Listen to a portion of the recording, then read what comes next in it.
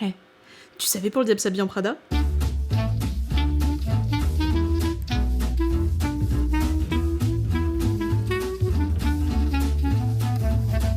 Déjà à la base, Le Diable s'habille en Prada, c'est un livre qui commence à se faire adapter en film avant même d'être fini. La Fox est partie racheter les droits dès qu'ils ont pu lire les 100 premières pages. Donc pendant que Lawrence Wisberger, qui était l'ex-assistante d'Anna Wintour, finissait d'écrire ce qu'elle avait vécu chez Vogue, eux ils tablaient déjà sur le scénar de leur côté. Et ils ont avancé comme ça au fur et à mesure de ce qu'elle écrivait pendant 2 ans. Ce qui a servi strictement à rien vu que la première version était vraiment pas ouf, à tel point que quand ils ont appelé David Frankel pour le réaliser, il en voulait pas. Pour lui, il y avait un sacré problème sur le ton du film, qui était beaucoup trop comique, qui même sonnait faux, et qui respectait clairement pas le personnage de Miranda. Lui, il voulait que ce soit un film beaucoup plus sérieux autour du monde de la mode. Donc il a engagé Aline Brosh McKenna, qui est scénariste, et qui avait la même vision que lui pour tout remanier. Et c'est vrai que du coup, il y a eu énormément de changements par rapport au livre, parce que dans l'histoire originale, Andy veut vraiment se barrer au bout de 3 pages, donc pas très pratique pour construire une histoire. Du coup, ils l'ont fait passer d'une meuf qui subit vraiment son taf, à quelqu'un qui s'adapte à son environnement et qui au final, y prend goût. Moi, j'avoue que le truc qui me gêne le plus dans son perso, c'est pourquoi une meuf qui veut aussi fort être journaliste fait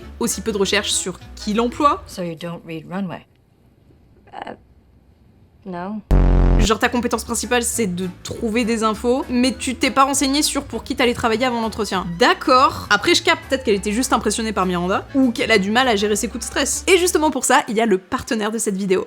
Oli. Oli, c'est une marque de boisson alternative au soda, sans sucre, sans taurine et avec du goût de fou. C'est sous forme de poudre à diluer, donc c'est super simple à préparer. Tu prends ton shaker ou ta gourde, tu doses avec la cuillère qui est dans le pot, tu verses de l'eau, tu secoues et c'est prêt. Tout se fait au shaker et pour stocker, vous avez de trop belles gourdes. Ils ont plein de gammes différentes comme Iced Tea, Énergie, Hydratation ou Milkshake, mais mon préf perso depuis toutes ces années, ça reste le citron vert matcha menthe. À mes yeux, c'est vraiment le parfait équilibre entre quelque chose de doux, sucré, rafraîchissant, et en même temps avec plein de vitamines et d'antioxydants. Et même si techniquement il est de la gamme Iced Tea, il me donne quand même pas mal d'énergie parce qu'il y a du matcha dedans. Mais si vous n'arrivez pas à vous décider sur quoi prendre, vous pouvez aussi tester les 4 gammes en même temps avec les packs découvertes. Le starter set de luxe, il vous permet d'avoir un peu de tout. Pour trouver votre préféré, le tester plusieurs fois avant de potentiellement prendre un pot ou un paquet de sachets. En plus, dans les packs, vous avez un checker inclus. Si ça vous intéresse, vous pouvez bien sûr passer par le lien dans la description. Et avec le code Clara Runaway, vous avez 10% de réduction sur votre commande. Et sachez que quand vous commandez, vous soutenez un peu la chaîne, donc c'est très très cool. Back to la vidéo. Après de base, c'est vrai qu'Annie Hathaway était même pas censée avoir le rôle. Les studios voulaient grave Rachel McAdams pour Andy. Ils lui ont même proposé 3 fois, mais elle a toujours refusé. Et si vous vous demandez pourquoi je l'appelle Annie et pas Anne, c'est pas parce que c'est ma pote, I wish, mais c'est parce qu'en réalité, personne l'appelle Anne, sauf sa mère quand elle se met en colère contre elle. En fait, quand elle avait 14 ans, elle a tourné une pub, donc elle a dû faire une carte SAG, et quand on lui a demandé le nom qu'elle voulait utiliser, elle a dit Anne Hathaway, mais elle avait pas capté que ça allait rester comme ça jusqu'à la fin de ses jours. C'est un peu du même acabit que Emily pour Emma Stone. Donc voilà, elle verra probablement jamais cette vidéo, mais par respect pour elle, on va l'appeler Annie. Et une des conditions pour que Annie ait le rôle, c'était qu'elle prenne du poids. En fait, elle était en sous-poids parce qu'elle sortait d'une intervention chirurgicale, donc ils lui ont demandé de prendre 5 kilos, mais au premier essayage de couture qu'elle a fait, ça passait pas du tout. Et ces tenues-là, c'était les premières avec lesquelles elle allait tourner. Donc au final, avant le tournage, ils lui ont demandé de perdre 5 kilos. Ce qui est d'autant plus ironique parce qu'au final, les séquences où elle a le plus de poids, ils ont fini par lui faire un rembourrage. Dont un au niveau des fesses, qu'Annie Hathaway a gardé et qu'elle a fait encadrer dans son bureau, avec une petite plaque en dessous qui dit « Andy Ass ». Bah par exemple, là, au tout début du film, elle le porte. Et mine de rien, les autres sous-vêtements qu'on voit les filles enfiler, c'était pas plus facile à mettre. Carrément, ils ont dû faire des tests pour qu'elles apprennent à passer des culottes et des collants de la manière la plus délicate possible, comme si c'était une pub. Et vu qu'il y a beaucoup de plans en close-up sur les mains et les chaussures, toutes les actrices devaient obligatoirement être manucurées et pédicurées sans exception, pour avoir l'air parfaite. Donc ils ont carrément loué un salon de beauté au coin d'une rue à Chinatown pour qu'elles puissent se les faire tout en même temps. Cette séquence, elle a été filmée par l'équipe des Claqueurs, qui était le surnom officiel de la 2e équipe de tournage. Aucun rapport avec cela, mais en référence au nom qu'Andy donne à celles qui travaillent chez Runway. Parce que c'est le bruit de leurs talons aiguilles sur le marbre qui font...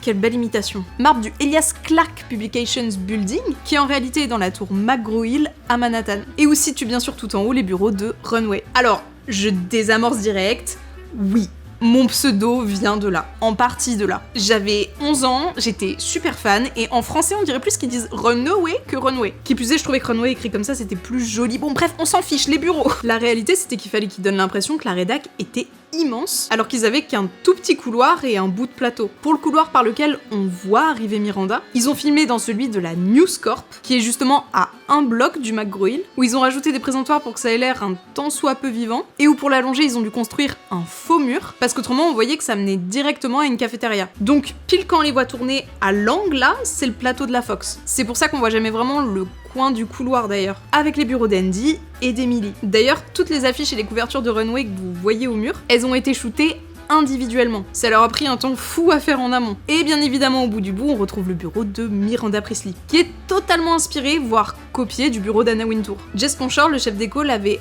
un peu aperçu en laissant traîner ses yeux chez Vogue. Et dis-donc qu'ils l'ont tellement bien recréé qu'après le film, Anna Wintour l'a entièrement redécoré, parce que du coup elle le trouvait plus trop personnel. Sachez qu'elle est allée à la projection sans savoir ce que ça allait donner, habillée en Prada évidemment, bon sens de l'humour, et qu'elle a beaucoup aimé, donc il y a vraiment aucune histoire de véhémence. Anna, would you like to read the nominees? Thank you, Emily.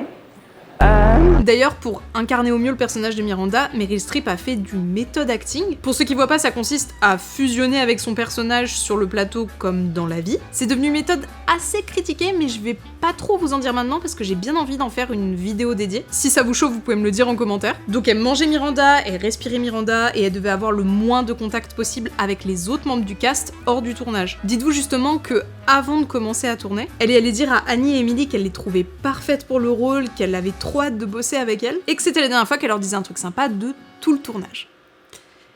Voilà.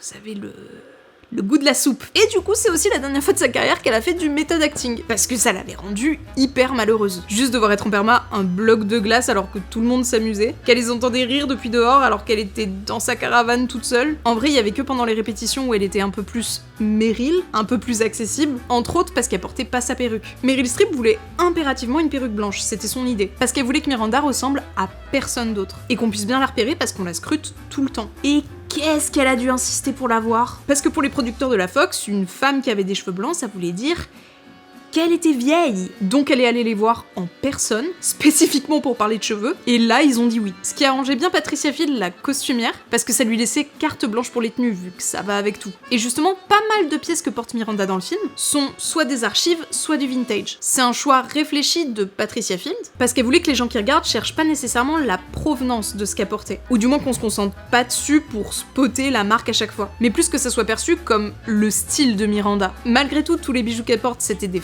de Layton, et disons qu'en fonction du prix, certains venaient avec des gardes du corps. La plus grosse réserve de vêtements qu'elle avait, c'était pour ses manteaux. Carrément, il y avait une pièce dédiée qui s'appelait la Coat Room. En tout, elle avait 45 manteaux à dispo qu'elle devait jeter sur le bureau d'Andy, ce qui était pas si simple parce que parfois, à cause des matières, ils glissaient très facilement. Et ils ont tout tourné d'affilée en une journée. Ça faisait une nouvelle scène à peu près par demi-heure, avec les changements de tenue de Meryl compris. Elle arrivait, elle jetait son manteau, elle disait sa réplique et elle partait se changer. Et si vraiment vous faites attention, frame par frame, vous pouvez voir qu'Emily change aussi de tenue, même si elle est dans le background. De base, le rôle d'Emily était pas du tout destiné à une actrice anglaise comme Emily Blunt, mais dès qu'elle a passé l'audition, ils ont direct commencé à réécrire le script avec des expressions britanniques, parce que ça marchait trop bien. Et quand David Frankel l'a rappelé pour lui dire qu'elle avait le rôle, elle était en pleine soirée en boîte de nuit. Pour être Emily, elle a dû changer sa couleur de cheveux. Angel De Angelis, le coiffeur, a dû trouver la bonne teinte de roux pour qu'il soit assorti au maquillage qui était prévu, mais aussi à ce qu'elle allait porter, à savoir beaucoup de Vivienne Westwood et de Rick Owens. Et pour les chaussures, elle portait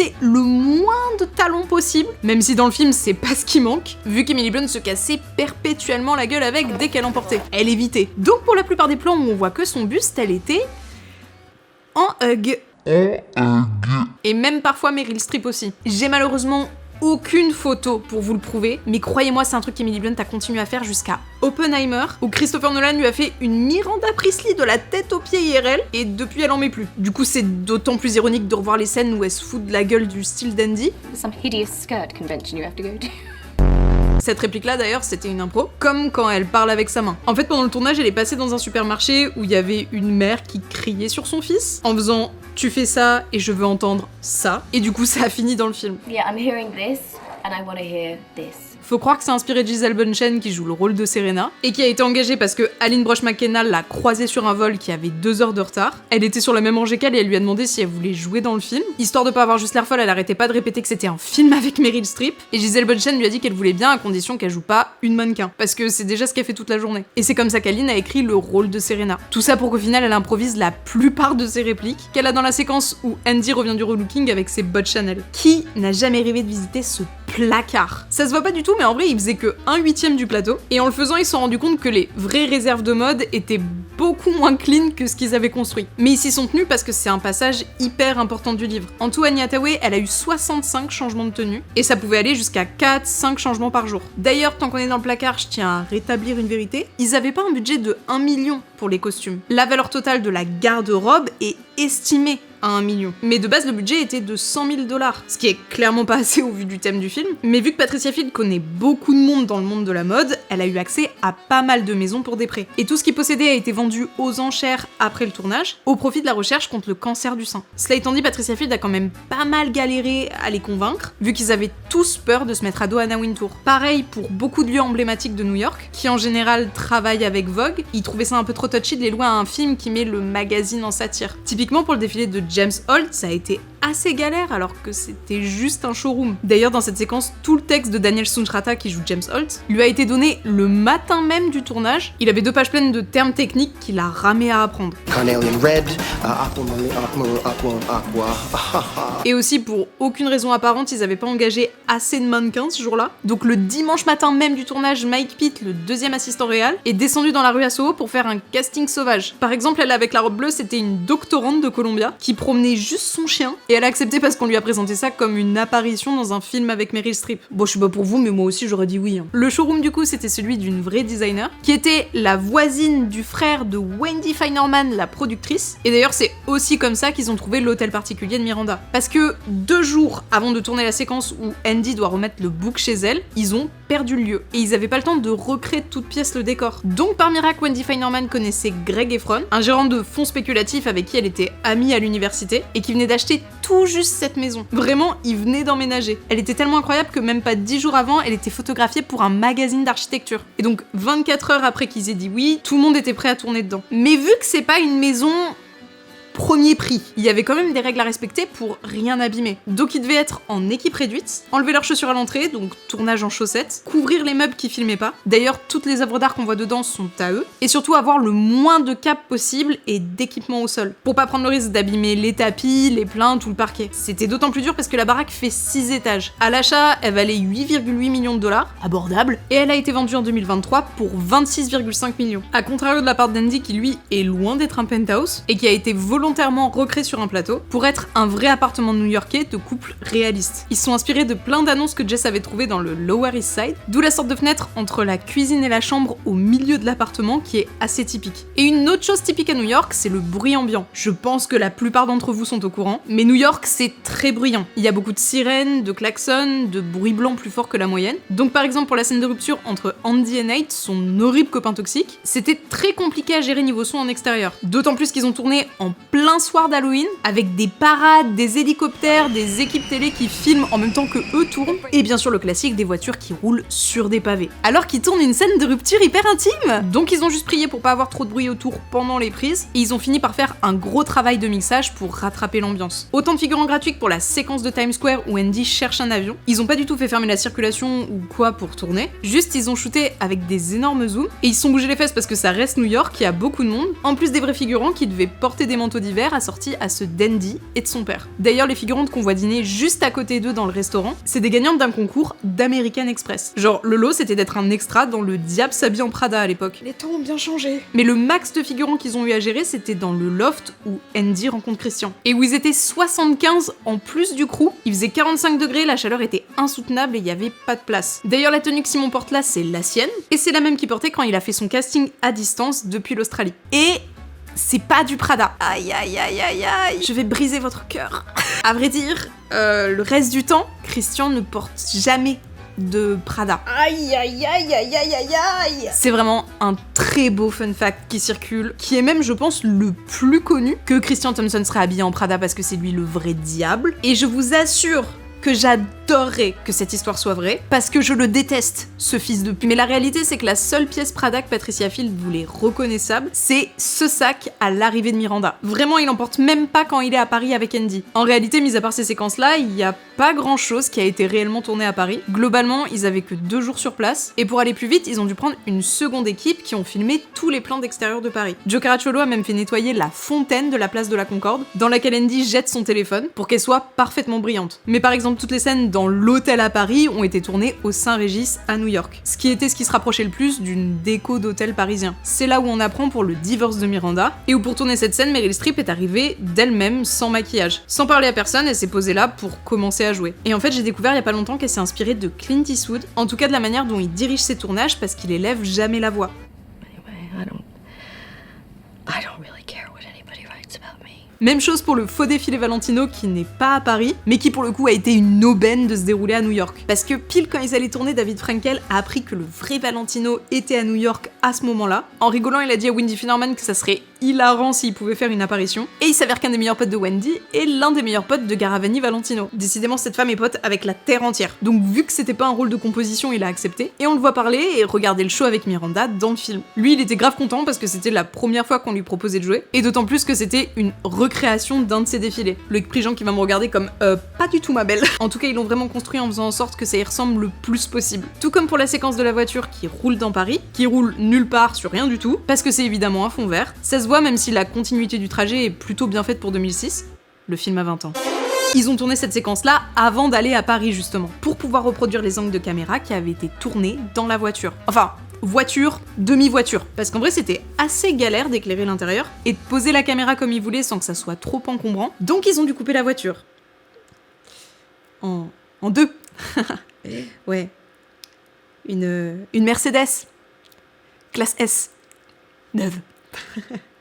Qui vaut 100 000 $. Je vous rassure, c'était pas une voiture fonctionnelle. Alors, c'était assez dur de vous trouver une photo de tournage, mais vu que je suis littéralement la Véronica Mars de YouTube, voilà. Donc elle était coupée dans la largeur pour qu'ils puissent placer les caméras devant un peu comme ils veulent et que la lumière soit bien diffuse. Mais bon, c'est vrai que si on dézoome 2 minutes, c'est un peu bizarre de se dire que l'un des dialogues les plus marquants du film a été tourné dans ces conditions-là. En plus, c'est une des seules fois où c'est pas Roy, le chauffeur de Miranda, qui les conduit. Et qui, dans la vie, est un vrai chauffeur, en plus d'être acteur. Il a été recruté pendant une course avec Wendy Finnerman, la productrice. Décidément, faut croire qu'à l'époque, juste la croiser, ça suffisait à pouvoir être dans le film. Et je pense que le fait qu'il ait été booké à conduire la production pendant plusieurs semaines, c'était aussi bien pratique. Et enfin, pour que la boucle soit bouclée, la nounou qui accompagne les filles de Miranda dans le train, c'est Lauren Wisberger, l'autrice du livre. Wouh! Et voilà, c'est tout ce que j'avais à t'apprendre sur le diable s'habille en Prada. J'espère que cette vidéo vous a plu, n'hésitez pas à vous abonner si c'est pas déjà fait, à laisser un pouce bleu pour la qualité du travail, la qualité des infos, la qualité des recherches, beaucoup d'informations dans cette vidéo qui n'ont jamais été vues sur internet, pour être très honnête. Moi je suis trop contente d'avoir fait cette vidéo parce que c'est un film que j'aime trop, qui est cher à mon cœur forcément, et du coup je suis trop contente de vous avoir partagé toutes ces infos. Dites-moi en commentaire si vous avez trop hâte pour le 2, je pense que là quand je vais sortir la vidéo, techniquement,